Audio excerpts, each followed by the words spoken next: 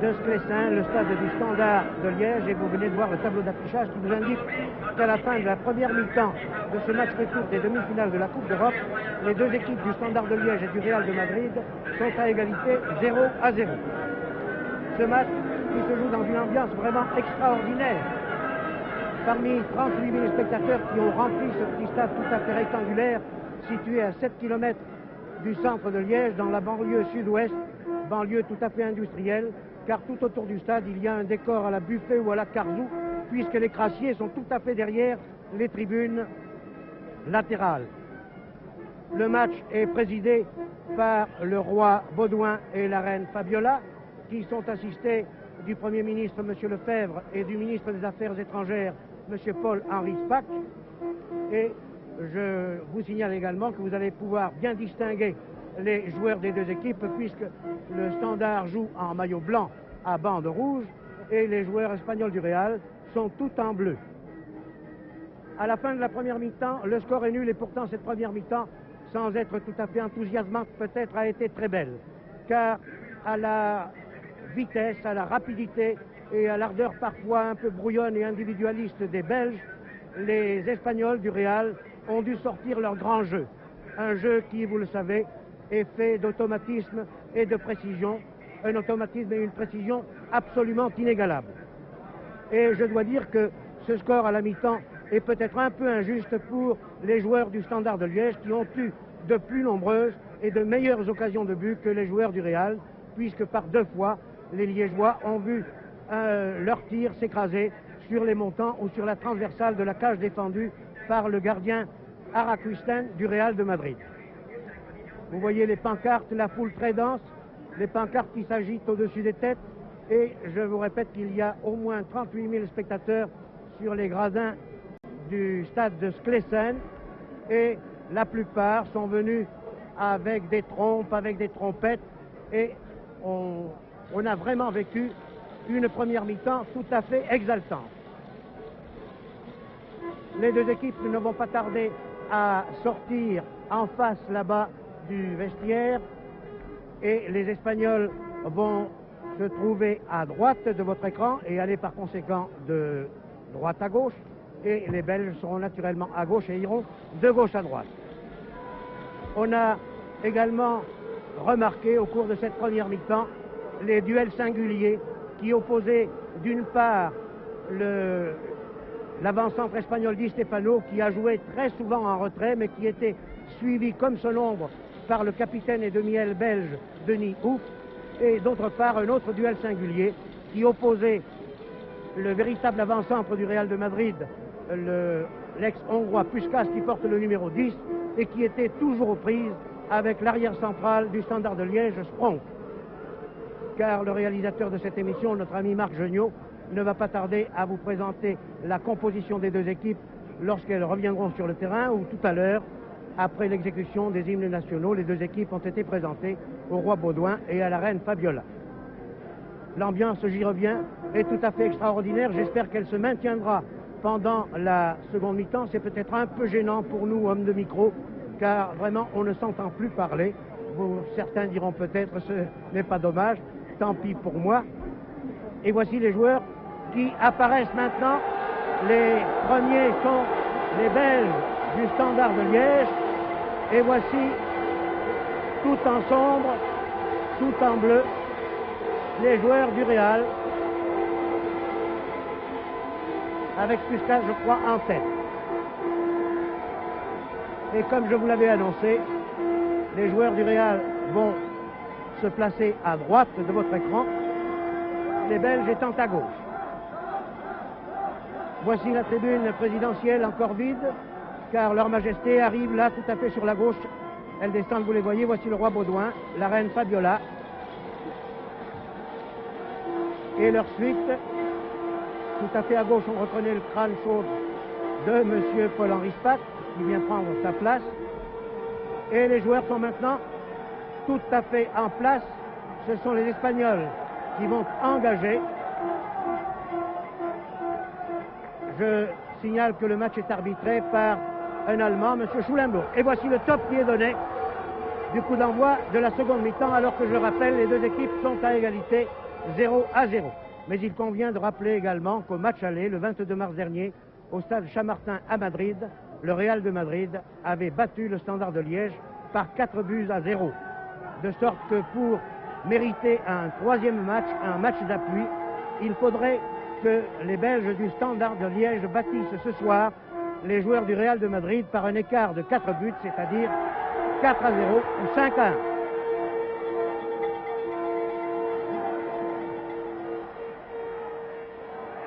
Comme ils l'ont fait si souvent en première mi-temps, vous voyez que les Belges n'ont rien perdu de leur ardeur offensive.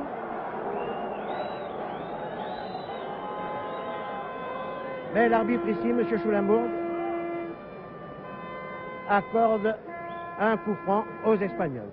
Et c'est Araquisten qui va dégager au pied.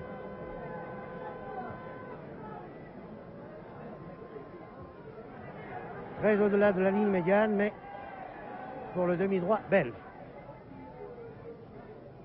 Puskas, Mira qui s'est livré lui aussi à plusieurs duels singuliers avec l'ailier Semmeling, très actif. Et voici que Araquisten a bien fait de sortir au devant de cette balle qui était poursuivie par l'ailier droit belge Semmeling. Je pensais que nous aurions la composition sur panneau des équipes. Je vous la donne donc. Dans l'équipe du Real, pas de changement. Dans les buts, Araquisten. En arrière, de droite à gauche, Casado et Mira. En demi, de droite à gauche, Isidro, Santamaria et Pachin. En avant, de droite à gauche toujours, Terrada, Del Sol, Di Stefano, Puskas et Rento. Dans l'équipe du Standard, en blanc à gauche, dans les buts Nicolai. À l'arrière, de droite à gauche, Vliers et Tellin. En demi, de droite à gauche, Ouf, Strong et Bonga.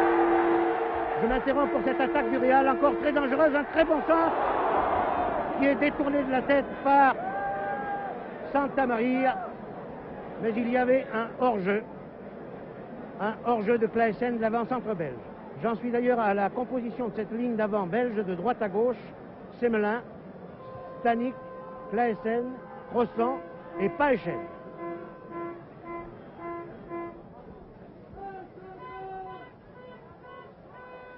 Attaque du Real, mais Di Stefano était hors jeu.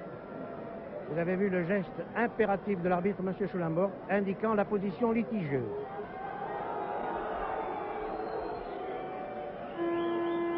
Et c'est Di Stefano lui-même qui donne la balle à un de ses adversaires pour que le coup franc soit tiré, la balle ayant été glissée en arrière à Nicolai.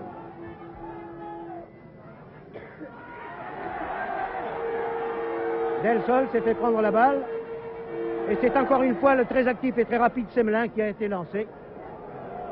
Mais Araquisten n'a pas hésité, vous voyez, à sortir très loin de ses buts pour pousser le ballon en touche.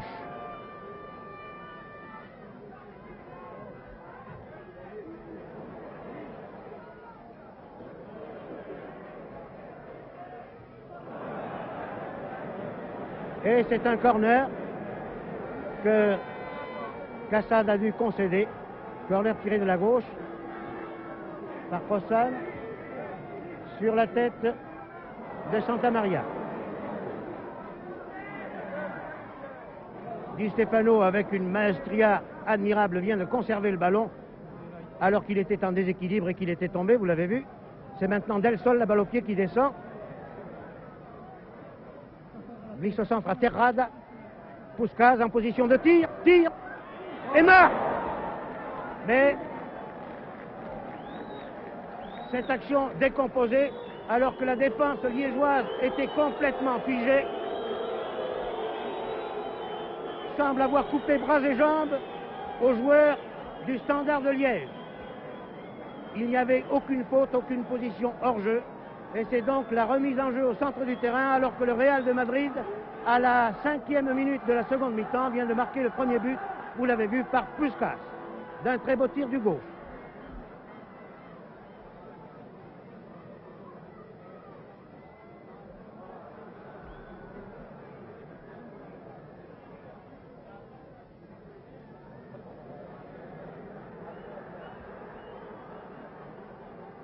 L'émotion n'est pas encore calmée de ce but surprise, si l'on peut dire, alors que pourtant il a été décomposé, vous l'avez vu.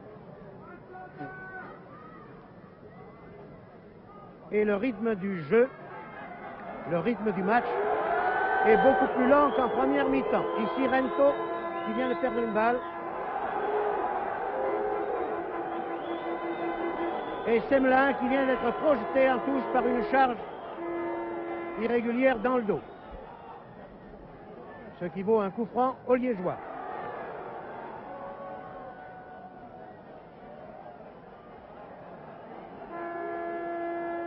Coup franc à refaire, dit M. Schulenburg.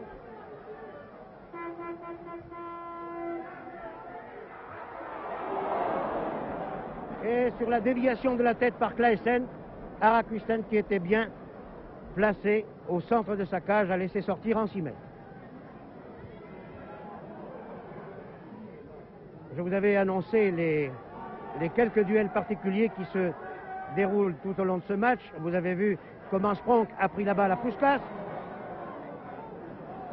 Et vous voyez maintenant comment Araquisten a saisi le ballon devant Claesen. Nouvelle attaque belge. Que Casado arrête en dégageant en touche, ce qui n'est pas du goût du public et c'est pourtant régulier et normal.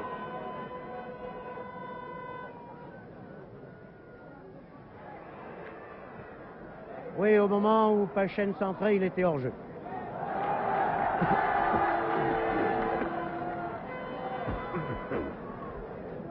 En ce qui concerne le temps que nous avons ce soir à Liège, je signalerai que c'est un temps brumeux, assez froid, qui provoque quelques toux dont je vous demande de bien vouloir m'excuser. Et voici que le public semble retrouver sa flamme, son allant de la première mi-temps en encourageant sur l'air des lampions son équipe favorite, naturellement celle du Standard.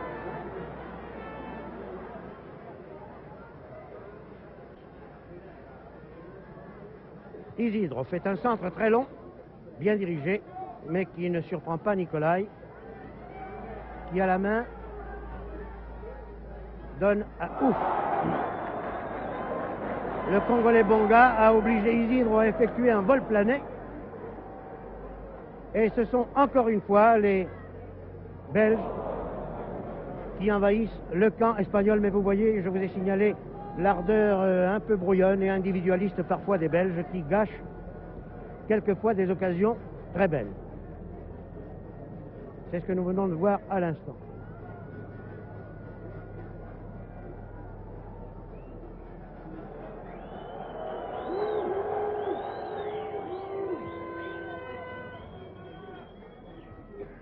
La tête de Di Stefano.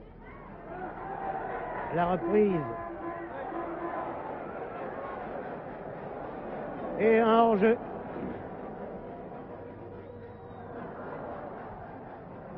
Alors, M. Claesen. Mais oui, il était hors-jeu.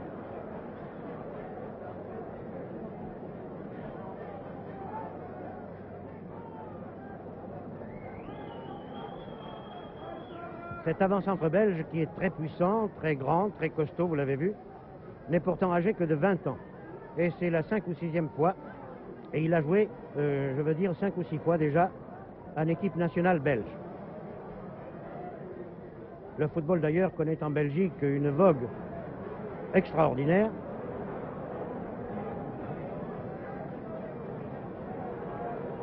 Et voici Rento au centre du terrain, qui ne nous a pas encore montré un des déboulés dont il a le secret. Et là, une démonstration de l'automatisme et de la précision de jeu des Madrilènes. Interception par les Belges, qui descendent à nouveau. Mais interception par Miera, qui donne à Rento. Rento se laisse tromper par Semelin. Semelin, ouf.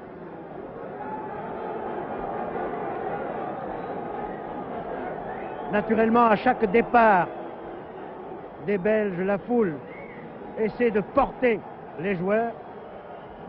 par ses clameurs d'encouragement.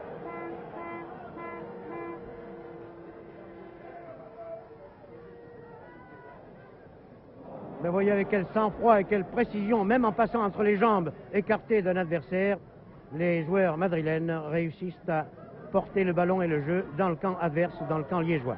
Ici Puskás, Rento, qui encore entre les jambes d'un adversaire a réussi à passer. Et voilà Puskás, Rento bien servi, qui fait un tir à ras de terre que Nicolai a eu beaucoup de mal à arrêter. Départ par Croissant, le petit inter d'origine irlandaise, qui s'est montré très actif depuis le début du match. Et voici Ouf, l'adversaire direct de Di Stefano, qui a voulu lancer Semelin. Mais Niera, d'un coup de pied retourné, a envoyé le ballon en touche. Araquisten a boxé la balle, il n'y avait pas autre chose à faire. Et c'est Di Stefano, bien replié, qui ratisse cette balle pour la passer à Rento. Et Rento ne peut pas arriver à passer son adversaire direct, Vliers.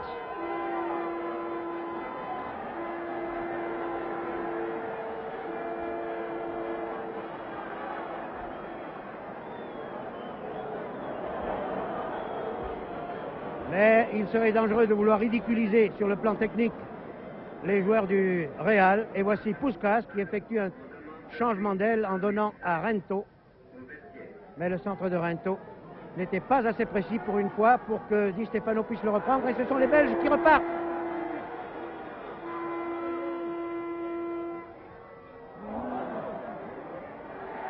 Belle occasion, un beau tir au-dessus. Un tir de Pachen qui a été assez maladroit, il faut bien le dire, depuis le début de ce match, car il est certainement l'avant-belge qui a eu peut-être le plus d'occasions, mais il n'a pas su en profiter. D'autre part, dans l'équipe belge, il faut regretter l'individualisme un peu trop prononcé de Stani, du Hongrois Stani, qui ne participe pas assez au jeu collectif de son équipe. Mais on ne peut faire aucun reproche quant à l'ardeur et à la vitesse d'exécution déployée par tous les joueurs belges.